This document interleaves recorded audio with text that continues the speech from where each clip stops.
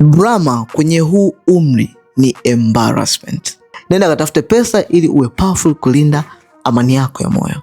Kwa sababu kama bado una makasiriko, unagombana, unarudia the conversation, unarudia sweet chatting, sijui tukua kwenye magrupu, bwana huyu mimi namchukia, usimchukii, hawa ndugu zangu, hawa sio wa kwangu, hawa walinifanyaje? Please, huu ni muda wa kukua mtu mzima. Maisha ya uhalisia hayajali ujinga.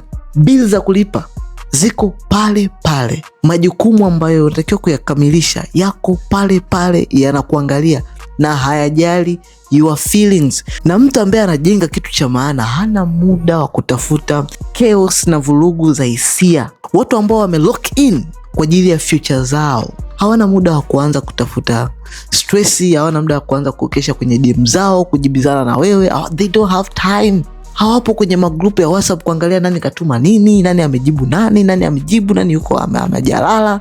Hawatafuti kuonekana wa maana kwa watu ambao hawajawalipi bili zao. Yani they not there, ninunue gari nipite nayo ili Juma nione, sijui Shabani au ex wangu anione.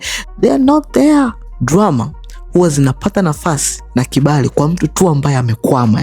Hapo ndo kwenye ulimwengu wa drama. Drama ndo kitu ambacho kina cover nafasi endapo kutakuwa kuna miss discipline, kutokuwa na direction ya mwelekeo wapi tunakwenda. Jiulize swali hili. Kusudio lako ni lipi?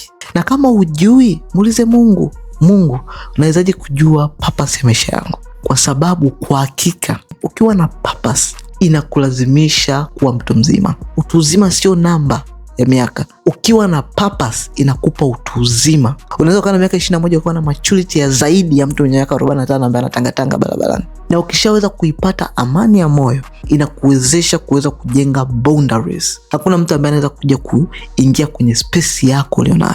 Vyote hivi vinahitaji uwe na focus. The moment ambao utaanza kukaa chini kufocus kuhusiana na maisha yako binafsi, hapo ndipo the minute ambayo itakulazimisha kuentertain noise na kelele nyingi. Kama hujafollow mpaka sasa hivi page hii, sijui unasubiri nini?